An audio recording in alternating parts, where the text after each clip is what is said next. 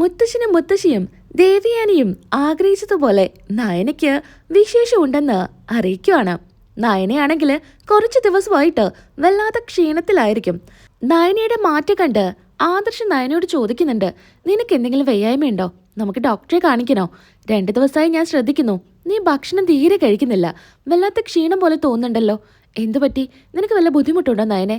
അറിയില്ല ആദർശേട്ടാ, ഇടയ്ക്കൊക്കെ എനിക്കൊരു തലകറക്കം. എന്താണെന്നറിയില്ല. നീയേ ഭക്ഷണം കഴിക്കലൊക്കെ ഇപ്പൊ വളരെ കുറവാ. നീ നിന്റെ ശരീരം നല്ലതുപോലെ നോക്കണം. ഞാൻ ആവശ്യത്തിനൊക്കെ ഭക്ഷണം കഴിക്കുന്നുണ്ടല്ലോ ആദർശേട്ടാ, പിന്നപ്പോ എന്താ കുഴപ്പം? അത് നിന്റെ തോന്നലാ. നീ ഇപ്പൊ കഴിക്കുന്നതേ വളരെ കുറവാ. ഞാൻ ശ്രദ്ധിക്കുന്നൊക്കെയുണ്ട്. പലതവണ കഴിച്ചു എന്ന് വരുത്തിയിട്ട് എഴുന്നേറ്റ് പോകുന്നുണ്ട്. എന്തോ ഫുഡിനോടൊന്നും എനിക്ക് തീരെ താല്പര്യമില്ല ആദർശേട്ടാ, അതുകൊണ്ടാ ഇപ്പൊ ഒന്നും കഴിക്കാത്തെ. ഇടയ്ക്കാണെങ്കിൽ ഒമിറ്റ് ചെയ്യാനൊക്കെ തോന്നുന്നുണ്ട്. ഞാൻ പറഞ്ഞില്ലേ, നമുക്കൊന്ന് ഡോക്ടറെ കാണിക്കാം. എന്തെങ്കിലും പ്രശ്നം ഉണ്ടെങ്കിൽ ഡോക്ടർ പറയുമല്ലോ. അതൊന്നും കുഴപ്പമില്ല. ഇനി ആദർശേട്ടൻ്റെ പ്രശ്നം ഞാൻ ഭക്ഷണം കഴിക്കാത്തതുകൊണ്ടാണെങ്കിൽ ഞാൻ ഇനി നല്ലപോലെ ഭക്ഷണമൊക്കെ കഴിച്ചോളാം. എനിക്ക് വേറെ കുഴപ്പമൊന്നുമില്ല ആദർശേട്ടാ എന്നും പറഞ്ഞ് ആദർശ് ഓഫീസിലോട്ട് പോകുന്നുണ്ട്. എന്നാ എന്തെങ്കിലും പ്രശ്നമുണ്ടെങ്കിൽ നീ അപ്പം തന്നെ വിളിക്കണം എന്നൊക്കെ പറഞ്ഞ് ഏൽപ്പിച്ചായിരിക്കും ആദർശ് പോകുന്നത്. നയനയ്ക്ക് ഇഷ്ടപ്പെട്ട ബ്രേക്ക്ഫാസ്റ്റ് ഒക്കെ ഉണ്ടാക്കി നയനയെ കാത്തിരിക്കുമായിരിക്കും ദേവയാനി. അങ്ങോട്ടേക്ക് ജലജയും ജാനകിയും അനാമികയും വരുന്നുണ്ട് ഭക്ഷണം കഴിക്കാനായിട്ട്. ഏട്ടത്തി, ഇന്നെന്താ ബ്രേക്ക്ഫാസ്റ്റിന്? ഇന്ന് ഇടിയപ്പാ. അങ്ങനെ എല്ലാവരും ഭക്ഷണം കഴിക്കുവാണ്. എന്നാ ദേവയാനി കാത്തിരിക്കുന്നത് നയനയെ ആയിരിക്കും. അങ്ങോട്ടേക്ക് നവ്യയും വരുന്നുണ്ട്. നവ്യയും അവരെ കൂട്ടത്തിലിരുന്ന് ഭക്ഷണം കഴിക്കുന്നുണ്ട്. അതുപോലെ മുത്തശ്ശനും മുത്തശ്ശിയും എല്ലാവരും വരുന്നുണ്ട് ഭക്ഷണം കഴിക്കാനായിട്ട്. എന്നാൽ ദേവയാനി നയനയെ ആയിരിക്കും കാത്തു നിൽക്കുന്നുണ്ടായിരിക്കുക. അതെങ്ങനെയപ്പം എല്ലാവരോടും ചോദിക്കുക എന്ന് കരുതി ദേവയാനി ഇങ്ങനെ നിൽക്കുമായിരിക്കും. മുത്തശ്ശി ദേവയാനിയോട് ചോദിക്കുന്നുണ്ട്, ദേവയാനി, നീ ഭക്ഷണം കഴിക്കുന്നില്ലേ? നീ വന്നിരിക്കുക. അല്ല, എനിക്കിപ്പം തന്നെ വേണ്ട എന്നും പറഞ്ഞ് ദേവയാനി അവിടെ നിന്ന് പോകുന്നുണ്ട്. പിന്നീടായിട്ട് നയനയെ പോയി വിളിക്കുവാണ്. എന്താ, നിനക്കെന്തും ബ്രേക്ക്ഫാസ്റ്റ് ഒന്നും കഴിക്കണ്ടേ? അമ്മ, എനിക്കൊന്നും വേണ്ട, വിശപ്പില്ല. ഞാനേ കഷ്ടപ്പെട്ട് അടുക്കള കയറിയിട്ട് എല്ലാവർക്കും വേണ്ട ഭക്ഷണം ഉണ്ടാക്കുന്നുണ്ട്. നീ കഴിച്ചില്ലെങ്കിലേ അത് വേസ്റ്റ് ആവും. മര്യാദയ്ക്ക് വന്ന് കഴിക്ക്. അല്ല, നിനക്കെന്തെങ്കിലും ക്ഷീണം തോന്നുന്നുണ്ടോ? വയ്യായ എന്തെങ്കിലും ഉണ്ടോ? ഇല്ലമ്മേ, എനിക്ക് കുഴപ്പമൊന്നുമില്ല. അവിടെ എല്ലാവരും ഭക്ഷണം കഴിക്കുക. നീ വന്ന് ഭക്ഷണം കഴിക്കെന്നും പറഞ്ഞ് ദേവയാനി വിളിക്കുന്നുണ്ട്. എന്നാ ദേവയാനിയുടെ മനസ്സിൽ ഇങ്ങനെ തോന്നുന്നുണ്ട്, ഇനിയിപ്പോ മോൾക്ക് എന്തെങ്കിലും അസ്വസ്ഥത ഉണ്ടായിരിക്കോ, അതുകൊണ്ടായിരിക്കോ ഭക്ഷണം കഴിക്കാത്തത് എന്നൊക്കെ ചിന്തിക്കുകയാണ്. അങ്ങനെ നയന അമ്മ വിളിച്ചതല്ലേ എന്ന് കരുതി ഭക്ഷണം കഴിക്കാനായിട്ട് വരുന്നുണ്ട്. എന്നാൽ ദേവയാനി നയനയെ കൂട്ടി വരുന്നത് ജലജയ്ക്കും ജാനകിക്കും അനാമികയ്ക്കും ഒട്ടും ഇഷ്ടപ്പെടുന്നില്ല. എന്നാൽ നവ്യ ചിരിച്ചുകൊണ്ട് പറയുന്നുണ്ട്, അപ്പോ വല്യമ്മ ഭക്ഷണം കഴിക്കാത്തത് നയന കഴിക്കാത്തോണ്ടാണ് അല്ലേ? അതൊന്നുമല്ല, നയന കഴിക്കാൻ വന്നില്ലല്ലോ എന്നെനിക്ക് തോന്നി, അപ്പൊ ഞാൻ അവളെ വിളിക്കാനായിട്ട് പോയതാ എന്ന് ദേവയാനി പറയുന്നുണ്ട്. അങ്ങനെ നയന ഇരുന്ന് ഭക്ഷണം എല്ലാം വിളമ്പി കൊടുക്കുന്നുണ്ട് ദേവയാനി. ഭക്ഷണം കഴിച്ചുകൊണ്ടിരിക്കുന്ന സമയത്ത് നയനയ്ക്ക് ഛർദ്ദിക്കാൻ വരുന്നുണ്ട്. പെട്ടെന്ന് തന്നെ അവിടുന്ന് എഴുന്നേറ്റ് പോയി ഛർദ്ദിക്കുവാണ്. ഇത് കാണുന്ന അനാമിക പറയുന്നുണ്ട്, ഷോ, കഴിക്കാനുള്ള മൂടങ്ങ് പോയി. നയനയുടെ പുറകെ ദേവയാനിയും അതുപോലെ നവ്യൊക്കെ പോകുന്നുണ്ട്. എന്താ പറ്റി? എന്താ നയനെ, നിനക്കെന്തെങ്കിലും ബുദ്ധിമുട്ടുണ്ടോ എന്നൊക്കെ നവ്യ ചോദിക്കുന്നുണ്ട്. അറിയില്ല ചേച്ചി, കുറച്ച് ദിവസമായിട്ട് എനിക്ക് വല്ലാത്ത ക്ഷീണം എന്നൊക്കെ പറയാണ് നയന. ഇത് കണ്ട് ജലജ പറയുന്നുണ്ട്, അല്ലെങ്കിലും ഇവളിപ്പോ ഭക്ഷണം കഴിക്കൽ ഇത്തിരി കൂടുതലാ. ഭക്ഷണം കഴിച്ച് വയറിനെ പിടിക്കാത്തോണ്ടായിരിക്കും ഇങ്ങനെയൊക്കെ തോന്നുന്നത്. ഒരു ജോലിയും ചെയ്യാതെ വെറുതെ ഇരുന്ന് വാരി വലിച്ച് തിന്നുവല്ലേ, വയറ്റിലെ വല്ല അസുഖം കാണും എന്നായിരിക്കും ജലജ പറയുന്നത്.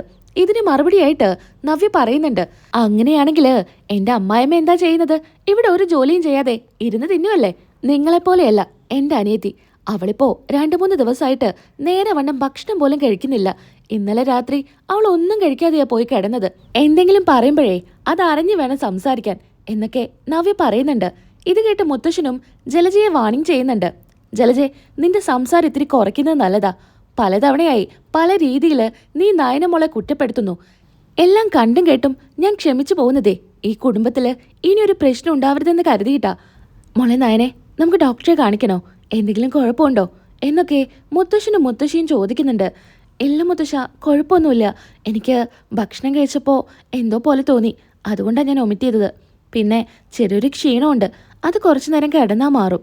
അതൊന്നും പറ്റില്ല, എന്തായാലും ഡോക്ടറെ കാണിക്കണമെന്ന് ദേവയാനി പറയുന്നുണ്ട്.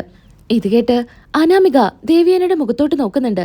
അല്ല, ഇനിയിപ്പോ ഇവൾക്ക് എന്തെങ്കിലും പ്രശ്നമുണ്ടോയെന്ന് അറിയില്ലല്ലോ, എന്തായാലും ഡോക്ടറെ പോയി കാണിക്കാം എന്ന് ദേവയാനി പറയുന്നു. അപ്പോഴേക്കും മുത്തശ്ശൻ പറയുന്നുണ്ട്, എന്തിനാപ്പോൾ ഡോക്ടറെ അങ്ങോട്ട് പോയി കാണിക്കുന്നേ? ഒന്ന് വിളിച്ചാൽ ഡോക്ടർ ഇങ്ങോട്ട് വരില്ലേ? ഞാൻ എന്തായാലും നമ്മുടെ ഫാമിലി ഡോക്ടറെ വിളിക്കാം എന്നും പറഞ്ഞ് മുത്തശ്ശൻ ഡോക്ടറെ വിളിക്കുന്നുണ്ട്. നയനയെ അങ്ങനെ റൂമിൽ കൊണ്ടുപോയി കിടത്തുവാണ്. ദേവയാനിയും അതുപോലെ നവ്യയും. അപ്പോഴേക്കും ഡോക്ടർ വരുന്നുണ്ട്. ഡോക്ടർ പറയുന്നുണ്ട്, ഞാനൊന്ന് ചെക്കപ്പ് ചെയ്യട്ടെ, എന്നിട്ട് കാര്യം പറയാമെന്നും പറഞ്ഞ് റൂം അടയ്ക്കുവാണ്. നയനയെ പരിശോധിച്ചതിന് ശേഷം ഡോക്ടർ പുറത്തോട്ട് വരാനായിട്ട് കാത്തു നിൽക്കുമായിരിക്കും ദേവയാനി. എന്തെങ്കിലും പ്രശ്നമുണ്ടോയെന്ന് ഓർത്ത് വല്ലാത്ത ടെൻഷനിലായിരിക്കും ദേവയാനി നിൽക്കുന്നത്. അതുപോലെ തന്നെയായിരിക്കും മുത്തശ്ശനും മുത്തശ്ശിയും. അങ്ങനെ നയനയും ഡോക്ടറും കൂടെ പുറത്തോട്ട് വരുന്നുണ്ട്. ഡോക്ടറോട് ദേവയാനി പോയി ചോദിക്കുന്നുണ്ട്, ഡോക്ടറെ എന്തെങ്കിലും പ്രശ്നമുണ്ടോ? നയനയ്ക്ക് എന്താ കുഴപ്പം എന്നൊക്കെ ചോദിക്കുക. പേടിക്കാനൊന്നുമില്ല, അവൾക്ക് ചെറിയൊരു മനംപുരട്ടലും ഛർദിയും. അതിപ്പോ സ്വാഭാവികമല്ലേ. എന്താ ഡോക്ടറെ, എന്താ പ്രശ്നം? അത് ഞാൻ പറഞ്ഞല്ലോ, പ്രശ്നങ്ങളൊന്നും ഇല്ല എന്ന്. പ്രഗ്നൻസി ടൈമിൽ ഇതൊക്കെ സാധാരണയായിട്ടുള്ള കാര്യമല്ലേ, അത് ദേവയാനിക്ക് അറിയുന്നതല്ലേ. ഇത് കേട്ട് എല്ലാവരും മുഖത്ത് സന്തോഷമായിരിക്കും. എല്ലാവരും ആഗ്രഹിച്ച പോലെ നയനയ്ക്ക് വിശേഷമുണ്ട്. നയന 2 മാസം പ്രഗ്നന്റ് ആണ് എന്ന് ഡോക്ടർ പറയാണ്. ഇത് കേട്ട് ജലജയ്ക്കും അനാമികയ്ക്കും ജാനകിക്കും വലിയൊരു ഷോക്കായിരിക്കും. അവരൊക്കെ വലിയ സങ്കടത്തിലാണ് നിൽക്കുന്നത്.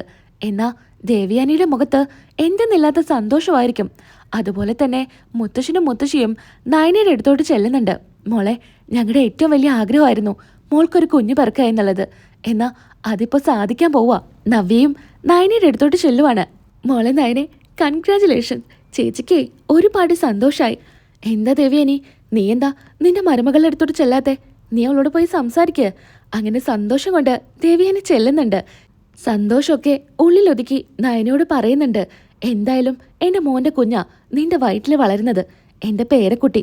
ആ ഒരു പരിഗണന എന്നും നിനക്കുണ്ടായിരിക്കും എന്നൊക്കെ പറഞ്ഞ് നയനയെ ചേർത്ത് പിടിക്കുകയാണ്. നയനയ്ക്കാണെങ്കിൽ ഇതിലും വലിയ സന്തോഷം വേറെ ഒന്നും വരാനുണ്ടായിരിക്കില്ല. മുത്തശ്ശനാണെങ്കിൽ ആദർശിനെ വിളിച്ച് പറയുന്നുണ്ട്, ആദർശേ നീ വേഗം ഇങ്ങോട്ട് വാ. എന്താ മുത്തശ്ശ, എന്താ കാര്യം? അതൊക്കെയുണ്ട്, നീ വേഗം ഇങ്ങോട്ട് വാ എന്നും പറഞ്ഞ് ഫോൺ കട്ട് ചെയ്യുന്നുണ്ട്. ആദർശാണെങ്കിൽ ഇനി വീട്ടിൽ എന്തെങ്കിലും പ്രശ്നമുണ്ടോ, ആർക്കെങ്കിലും എന്തെങ്കിലും സംഭവിച്ചോ എന്നൊന്നും അറിയാതെ വേഗം തന്നെ വരുന്നുണ്ട്. എന്നാൽ ആദ്യം തന്നെ സർപ്രൈസ് ഒന്നും പൊട്ടിക്കുന്നുണ്ടായിരിക്കില്ല മുത്തശ്ശൻ.